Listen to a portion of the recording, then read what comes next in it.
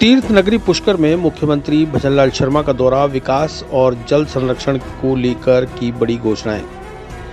राजस्थान के मुख्यमंत्री भजनलाल शर्मा अपने एक दिवसीय दौरे पर तीर्थ नगरी पुष्कर पहुंचे, जहां उन्होंने वंदे गंगा जल संरक्षण अभियान के तहत कई विकास योजनाओं की घोषणा करते हुए धार्मिक और सांस्कृतिक पर्यटन को बढ़ावा देने की बात कही। मुख्यमंत्री ने जगतपिता ब्रह्मा मंदिर के समीप हेलीपैड पर आगमन के साथ ही अपने दौरे की शुरुआत की, जहां कैबिनेट मंत्री सुरेश सिंह रावत, पूर्व पालिका अध्यक्ष कमल पाठक और बड़ी संख्या में भाजपा कार्यकर्ताओं ने उनका भव्य स्वागत किया। मुख्यमंत्री शर्मा ने ब्रह्मा मंदिर में पूजा अर्चना के बाद दिव्यांगजनों और वृद्ध श्रद्धालुओं के लिए जन सहयोग से निर्मित लिफ्ट का उद्घाटन किया। इस मौके पर मंदिर के पुजारी लक्ष्मी नारायण वशिष्ठ ने उन्हें ब्रह्मा जी की तस्वीर भेंट कर आशीर्वाद प्रदान किया। इसके पश्चात मुख्यमंत्री ने विधानसभा अध्यक्ष वासुदेव देवनानी, मंत्री सुरेश सिंह रावत और ओम प्रकाश बढ़ाना के साथ वृक्षारोपण कर पर्यावरण संरक्षण का संदेश दिया।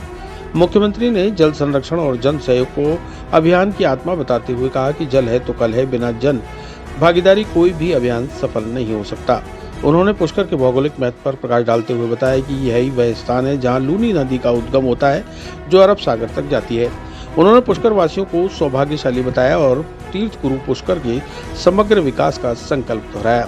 मुख्यमंत्री ने ब्रह्मलोक कॉरिडोर योजना की घोषणा करते हुए बताया कि प्रथम चरण में 127 करोड़ की लागत से घाटों का जीर्णोद्धार, सावित्री माता मंदिर से ब्रह्मा मंदिर तक और ब्रह्म चौक से वरा घाट तक कॉरिडोर पथ का निर्माण कराया जाएगा। साथ ही पुष्कर में वेडिंग टूरिज्म के बढ़ते रुझान को देखते हुए पर्यटन संरचना के विकास की दिशा में नए कदम उठाने की बात कही। पुष्कर मेला मैदान में आयोजित जनसभा के दौरान मुख्यमंत्री का जोरदार स्वागत किया गया। कहना चाहते परिसर के विकास में विभिन्न कार्य कराए जाएंगे। पहले चरण में तकरीबन 127 करोड़ की लागत से घाट नवीनीकरण, सावित्री वाटिका, सावित्री से ब्रह्मा मंदिर तक कॉरिडोर, ब्रह्मा मंदिर से ब्रह्म घाट तक कॉरिडोर, ब्रह्मा चौक से बराह घाट तक कॉरिडोर परिक्रमा, एसटीपी और सॉलिड वेस्ट मैनेजमेंट प्लांट के काम किए जाएंगे। इसको हम ऐसा स्थान जो एक धार्मिक स्थान हमारा अच्छा हो, ये पुष्कर राज हमारा। और आपसे भी मैं कहना चाहता हूं, ये आपके सहयोग के बिना नहीं हो सकता है और आपका सहयोग इसलिए आवश्यक है कि यहाँ रहने वाले लोग हैं, उन सबके मन में ये भाव आए कि आने वाली पीढ़ियां भी हमारे पुष्कर राज को एक सुंदर स्थान देखें, एक भव्य स्थान देखें, लोग देख करके कहें कि राजस्थान ने पुष्कर राज तीर्थ को किस तरह से सजोया हुआ है। ये काम भी हमें करना है। करोड़ की लागत से नया मेला मैदान, प्रवेश एवं सूचना केंद्र का निर्माण कराया जाएगा। साथ ही हम सब साझी जिम्मेदारी है कि हम पानी की एक एक बूंद को कीमती समझते हुए। इस अवसर पर तीर्थ गुरु पुष्कर पुरोहित संघ ट्रस्ट ने मुख्यमंत्री को ज्ञापन सौंपते हुए सरोवर की सफाई, जल स्रोतों की शुद्धता, अवैध होटलों पर कार्रवाई और जलीय जीवों की सुरक्षा हेतु 24 घंटे ऑक्सीजन प्लांट संचालन जैसी मांगे रखी। कार्यक्रम के दौरान भाजपा के वरिष्ठ कार्यकर्ता और तीर्थ पुरोहित ओम प्रकाश पाराशर ने प्रशासन और जन प्रतिनिधियों पर तीखे आरोप लगाए। उन्होंने कहा कि पिछले 10 वर्षों में सरोवर के डूब क्षेत्र में अवैध होटलों का निर्माण हुआ है, जिनकी गंदगी सरोवर में पहुंच रही है।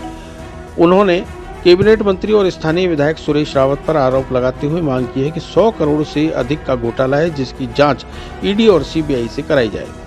मुख्यमंत्री भजनलाल शर्मा ने सरोवर के ब्रह्म घाट पर पूजा अर्चना कर तीर्थ के धार्मिक महत्व को नमन किया और इसके बाद जवाजा के लिए रवाना हो गए। तीर्थ संघ की तरफ से, सभी ब्राह्मणों की तरफ से एक ही मांग थी कि सरोवर को पवित्र, निर्मल, शुद्ध और इसकी धार्मिकता बनी रहे। 10 साल में जितनी होटलें बनी है, 10 साल में भारतीय जनता पार्टी, नगर पालिका और सुरेश रावत एमएलए जितनी होटली बनाने में कभी विधानसभा में आवाज नहीं उठाई कि पुष्कर में होटल बन रही है। 10 साल में शासन में अगर सुरेश जी ने आवाज उठाई है तो एक भी पत्र, एक भी क्वेश्चन लाके जनता के सामने पेश करे। दूसरी कि क्या एमएलए साहब, नगर पालिका को मालूम नहीं थी इतनी होटलें बन रही है, इनका गंदा पदार्थ सरोवर में बेके आता है। भारतीय जनता पार्टी सनातन संस्कृति की सरकार है और भारतीय जनता पार्टी के एमएलए और पालिका इन्होंने जम के भ्रष्टाचार किया है। केजरीवाल का 100 करोड़ का शराब का घोटाला फेल है। अगर सच्चाई से जांच होए, ईडी, सीबीआई, इनकम टैक्स जांच करे तो यह पंडा फोड़ सकता बड़ा भारी। आपने क्या मांग रखी? हमने मांग रखी कि इन होटलों को हटाई जाए। ये सारे तीर्थ की मर्यादा, पवित्रता और जो इसकी धार्मिकता बनी उसको समाप्त कर रही है। चिरंजीवी भव भाग 1 7 चिरंजीवियों के रहस्य की वैज्ञानिक खोज करें। नरेश राघानी मधुकर की चिरंजीवी भव विज्ञान कथा और पौराणिक कथाओं का एक असाधारण मिश्रण है जो आपको प्राचीन हिंदू पुराणों के माध्यम से एक रोमांचकारी यात्रा पर ले चलेगी। हिंदी और अंग्रेजी में उपलब्ध है। अपनी कॉपी आज ही बुक करें।